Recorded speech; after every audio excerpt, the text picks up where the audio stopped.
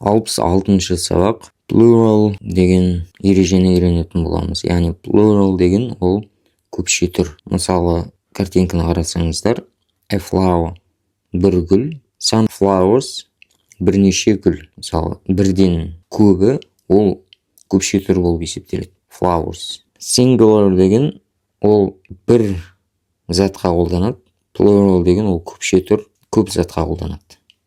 Міне singular one, біреу, plural two or more, екі немесе одан да көп. A flower бір гүл, some flowers бірнеше гүл, бірнеше гүлдер, flowers. Көпше түрге соңында s қолданады, flowers. A train, поезд, two trains, екі поезд. One week бір апта, a few weeks бірнеше апта. A nice place, әдемі жер, әдемі мекен, жер, орын. Some nice place, кейбір әдемі жерлер.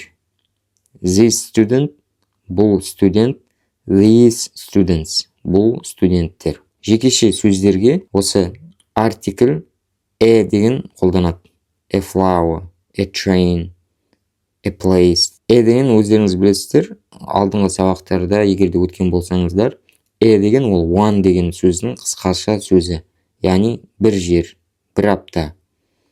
A week деп айтуға болады, мысалы, бір апта деп. Немесе one week, бір апта деп айтуға болады. А some деген ол, some дейтін осы нің, артикль нің көпше түріне қолданатын. Мысалы, a flower деген әйтеуір бір гүл болса, some flowers деген әйтеуір бірнеше гүлдер деген мағынада. Some деген бір кейбір гүлдер, белгісіз. А the деген артикль ол нақты бір белгілі гүлдерге айтылады. Мысалы, the flower десе, ол бір нақты бір гүл, бәлкім біреу сізге сыйлаған. Немесе the flowers дейтін болса, ол нақты бір гүлдер сізге сыйлаған. Бірақ естеріңізде болсын, көпше түріне артиклі қосылмайды. Flowers деп айтпайсыз. Себебі деген ол one деген белгі ғой. А сіз қалайша one бір нәрсені көпше түрмен қолданасыз. Енді астын қарайтын болсақ, мына көпше түрінде соңында s қолданады дедік қой, s қосылады дедік қой. Сол s кейбір кезде өзгеріске ұшырайды. Соңғысы, яғни бір әріптер қосылады. Немесе бір әріптер, алдында келген бір әріптер өзгеріп кетеді. Егерде мына s, ш, ч, x деген сөздер келетін болса сөйлемнің соңында, онда осы көпше түріндегі s-қа алдына i қосылады. S болады сонда. Мысалы, бас деген, ол соңға s келіп тұр ғой міне. Buses болады. Ол не үшін қосылды? Тілге ыңғайлы болу үшін шыққан кезде. Мысалы, бас деп отырмау үшін buses деп айтады.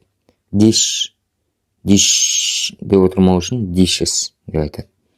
Church, churches. Boxes. Potato деген кезде соңына да s қосылады. Potatoes, tomatoes. Сосын y деген сөз әріп келгенде, осы y i-ға ауысып кетеді. Мысалы, baby. Соңында y келіп тұр ғой, babies.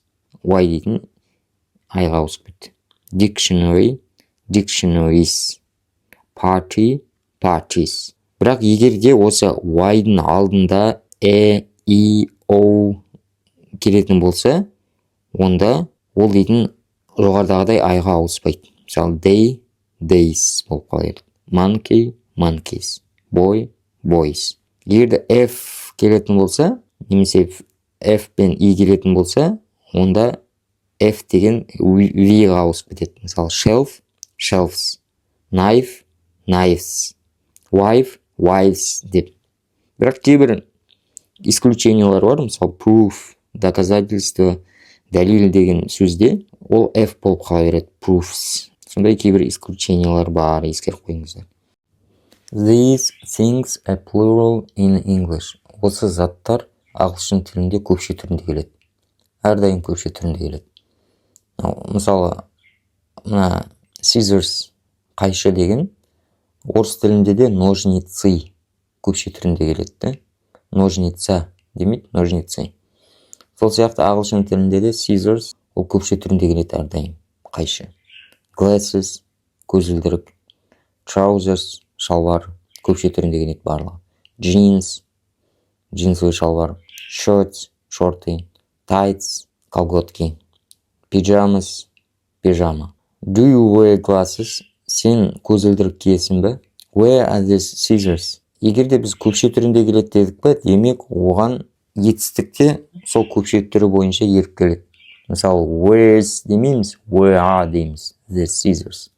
I need them дейміз. Маған ол керек, бірақ олар керек деп айтамыз. I need them. I need it демейміз. I need them дейміз. Көпше түрінде қолданамыз. Бір көзілдірік болса да. Естеріңізде болсын. You can also say a pair of scissors. Пара очков. A pair of trousers.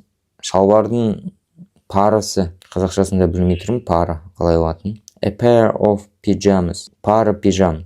Бірақ мына жерде пара пижам деген кезде сіздер ойламаңыздар, бірнеше пижама деп. Пара пижамас деген яғни үсті асты. Бір пижама. I need a new pair of jeans. Маған жаңа джинсовый керек, джинсы керек. I need some new jeans. Маған кейбір жаңа джинсылар керек деп айтуға болады. Some plurals do not end in s. Кейбір көпше түрлер бар.